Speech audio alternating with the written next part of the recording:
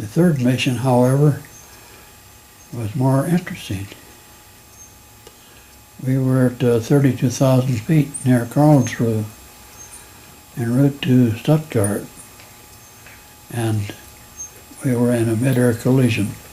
Oh boy. One of the elements, you see, you have an IP, and you turn the aircraft over to the bomber, to the bombardier. And a northern bomb sight is connected to the autopilot, and it's up to the duties of the two pilots in the aircraft to set up the bomb sight input signal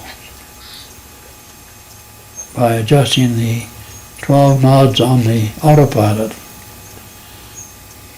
Well, this one gentleman didn't have it quite set right, and we were down between the IP and the target. And the contrails were very heavy, and he came through the contrails, and he was right there. Oh boy. My first knowledge of it was that he felt the shuddering of the aircraft hitting our aircraft. And our ball turret gunner called to say there's pieces of metal falling off and floating away. And I had already tipped it up to leave the formation line. I turned the autopilot off so that I could take control of it. And in the process of it, the impact and everything, a 1,000-pound bomb came out of the bomb shackles, and the bomb bay doors were open, so the propeller spun off.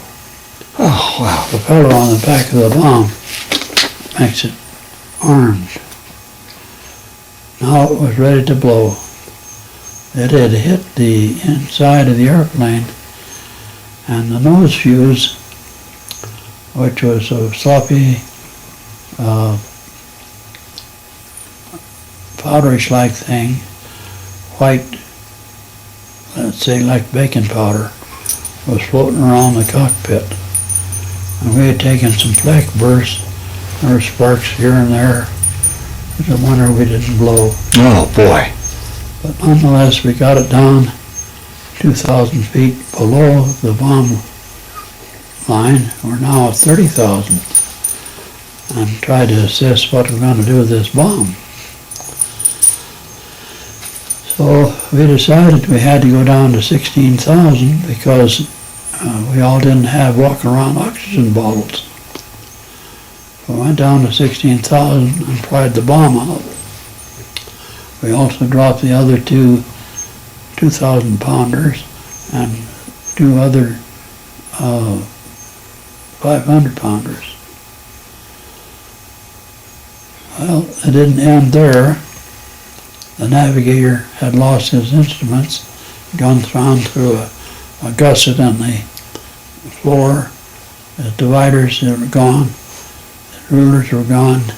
Had no way of making a calculations he needed. So I called Sabo DF, which is an aircraft that would be up and near the channel that would give direction finding ability to people who got themselves lost.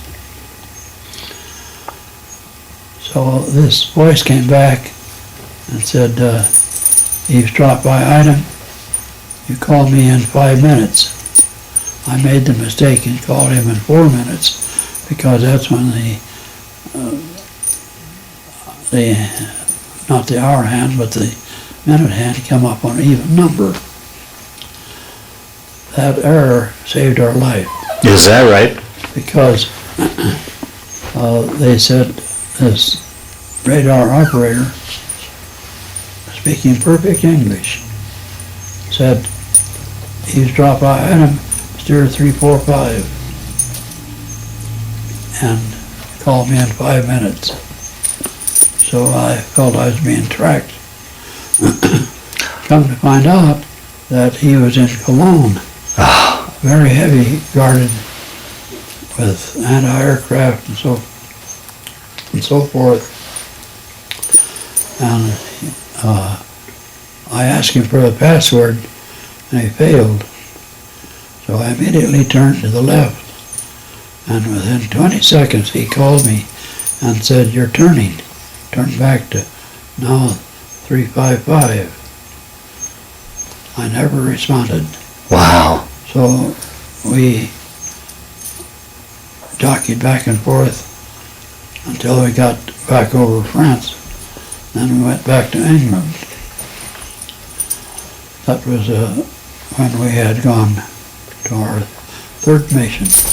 Well, now, was there any worries because you had dropped out of formation that you're by yourself, that they could have sent up fighters to knock you out, or? Oh yes, Yeah. Oh boy. there were concerns. Oh boy. And how was the operate? Were you still had control of the plane? There wasn't enough damage. You could still control the plane, or how damaged was your plane? We were able to control it by using prop setting on one side, prop setting on the other to counteract off of that.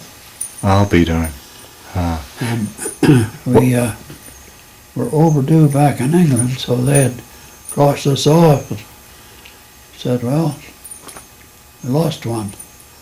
They had lost 43 Oh, just a week before. wow. And what about the plane that hit you? Did it go down, or did? No, he was able to get back to England. See, our number one prop, I'm sorry, number 4 prop cut into his left wing. Doesn't take long for something like that to chop metal up. Right. Wow. That was your third mission. An entertaining day. What's that? That was an entertaining day. Oh, I'll bet. And you just visually flew yourself back to England? I mean, how did you manage to get yourself back to England? Did you eventually get a hold of that person you were trying to get a hold of earlier to direct you back? Yes, we did.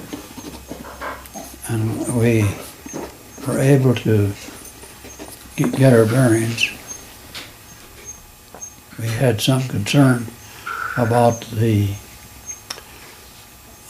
defense at the coastline because we were individually Right, in yeah. the sky. Right, sure. But by dead reckoning, we got back to England. Wow. Wow.